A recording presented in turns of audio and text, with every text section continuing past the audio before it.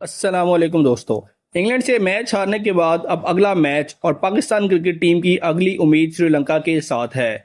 और यहाँ पाकिस्तानी टीम के कप्तान और हेड कोच माइक हैसन दोनों ने टीम के अंदर अनोखी तब्दीलियां कर दी हैं। जी हाँ दोस्तों, आपको बताते चलें कि बड़े बड़े सिफारिशी खिलाड़ी पाकिस्तानी टीम से अगले मैच के लिए फारिग कर दिए गए हैं। और आपको ये भी बताते हैं कि यहाँ पर मोहम्मद आमिर, ख्वाजा नाफे, अब्दुल समद और इफ्तिखार अहमद जैसे बड़े बड़े खिलाड़ियों के बारे में क्या अपडेट्स आ रही हैं।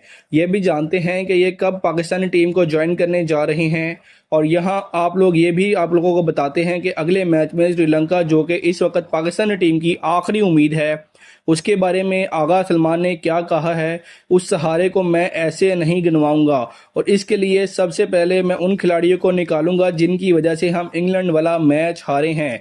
आइए जानते हैं श्रीलंका के खिलाफ पाकिस्तानी टीम की प्लेइंग 11 कौन सी रहने वाली है, किन सिफारिशी खिलाड़ियों की टीम से पक्की पक्की छुट्टी हो चुकी है और अब नई प्लेइंग 11 क्या है। और यहाँ पाकिस्तान और श्रीलंका के दरमियान जो मैच खेला जाएगा, पाकिस्तानी टीम के सुपर 8 का तीसरा मैच, ये कब और कितने बजे खेला जाएगा, यानी इस मैच का अब नया टाइम और शेड्यूल क्या है, ये भी जानते हैं। अब आप लोगों ने दोस्तों गौर से देखना है, यहाँ आगा सलमान अपने लिए तब्दीलियां कर रहे हैं।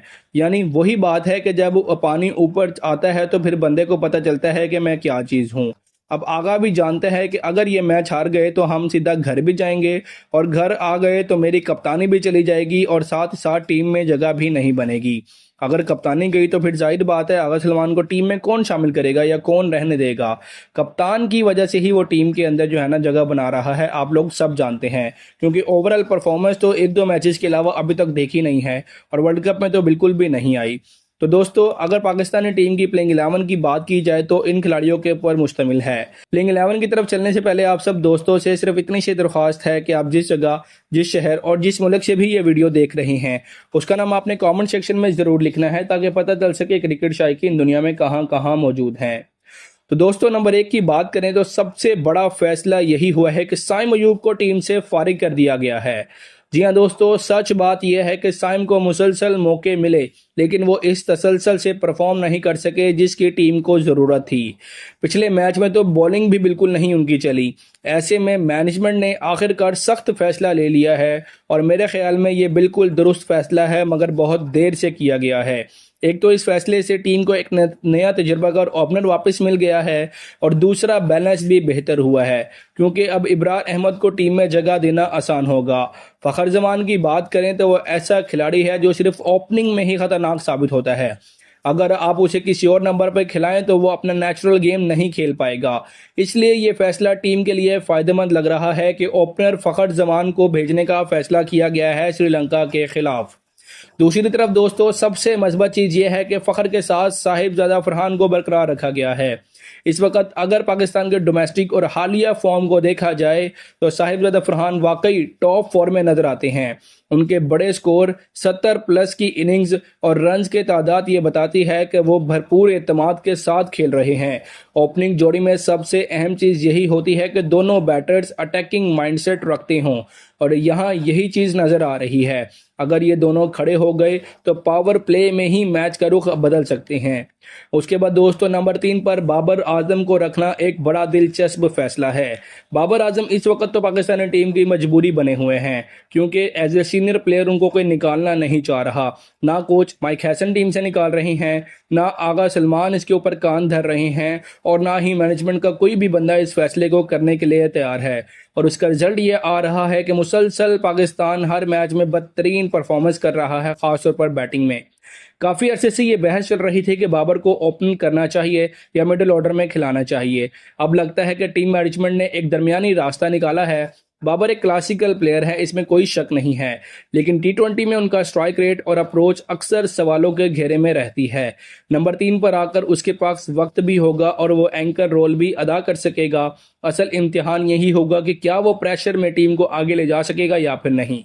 उसके बाद दोस्तों नंबर 4 पर आगा सलमान को लाना ये जाहिर करता है कि टीम उसे एक अहम बैटिंग सतून समझ रही है, हालांकि है नहीं। आगा की कप्तानी भी दांव पर है और उसकी जो है ना परफॉर्मेंस तो आप सबके सामने है, इसलिए इस मैच में उस पर डबल प्रेशर होगा। एक तरफ उसे बैटिंग में परफॉर्म करना है, दूसरी तरफ कप्तान के तौर पर फैसले भी दुरुस्त करने हैं।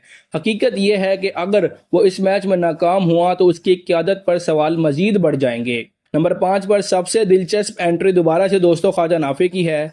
ये वो नौजवान खिलाड़ी है जिसके बारे में काफ़ी अरसे से बात हो रही थी कि उसे मौका क्यों नहीं दिया जा रहा। अब आखिरकार उसे टीम में शामिल किया गया है, तो ये उसके लिए सुनहरी मौका है कि वो खुद को साबित करे। नौजवान खिलाड़ी जब नए आते हैं तो उनमें बेखौफी होती है और यही चीज़ पाकिस्तान को अक्सर मैच जितवा जाती है। अगर नाफे चल गया तो मिडिल ऑर्डर का मसला काफ़ी हद तक हल हो सकता है। उसके बाद दोस्तों wicket keeper batsman Usman Khan को बरकरार रखना एक मजबूरी भी है और हिकमत अमली भी है। स्क्वाड में इस वक्त इससे बेहतर मुतबादिल मौजूद ही नहीं है, यानी उनका मुतबादिल कोई पाकिस्तान लेकर ही नहीं गया, इसलिए उसे निकालने की बात ज़्यादा हकीकत पसंदाना नहीं लग रही। उस्मान में पावर हिटिंग की सलाहियत है, लेकिन उसे मुस्तकिल मजाजी दिखानी होगी। सबसे बड़ी तब्दीली दोस्तों शायद ये है कि अब शादाब खान को बिलाखिर उसे जान छूटने लगी है प्लेइंग 11 से। उसको बाहर करके इब्रार अहमद को शामिल किया गया है। इब्रार एक अटैकिंग स्पिनर है और विकेट लेने की भरपूर सलाहियत रखता है। इंडिया वाले मैच में उसको मार पड़ी, उसके बाद दोबारा से उसको मौका ही नहीं दिया गया। हालांकि उसके पिछले 2 साल के स्टैट्स उठाकर देख लें, कितनी ज़बरदस्त बॉलिंग करता आया है। जबकि शादाब खान पिछले कुछ अरसे से ना बैटिंग में परफॉर्म कर रहे हैं और ना ही बॉलिंग में। टीम को ऐसे बॉलर की ज़रूरत थी जो मैच का रुख बदल सके और इब्रार में वो सलाहियत मौजूद है। इस फैसले से टीम का कम्बिनेशन बहुत बेहतर होगा और इब्रार का वैसे भी जो है ना श्रीलंका के खिलाफ रिकॉर्ड बहुत अच्छा है, इसलिए अब इब्रार श्रीलंका के खिलाफ प्लेइंग 11 का हिस्सा है। शाहिनशाह अफरीदी की बात करें तो उसने वाकई ज़बरदस्त कमबैक किया है। कभी कभी बड़े खिलाड़ियों को ड्रॉप करना भी ज़रूरी होता है ताकि उन्हें एहसास हो सके कि जगह पक्की नहीं है। शाहीन ने मेहनत की है और अगले मैच में अपनी परफॉर्मेंस से सबको जवाब दिया है। जब वो रिदम में आ जाता है तो दुनिया के बेहतरीन बॉलर्स में शुमार होने लगता है। अगर वो नई गेंद से विकेट ले लेता है तो आधा मैच वहीं जीत लिया जाता है। उसके बाद दोस्तों मोहम्मद नवाज को शामिल रखना टीम बैलेंस के लिए मजबूरी है। नवाज एक ऐसा ऑलराउंडर है जो बैटिंग और बॉलिंग और फील्डिंग तीनों कर सकता है, लेकिन बदकिस्मती से इस वक्त वो कुछ भी नहीं कर रहा। शादाब के मुकाबले में इस वक्त नवाज फिर भी कुछ ज्यादा बेहतर नजर आ रहा है, खास तौर पर मिडिल ओवर्स में उसको कंट्रोल बॉलिंग टीम को फायदा दे रही है।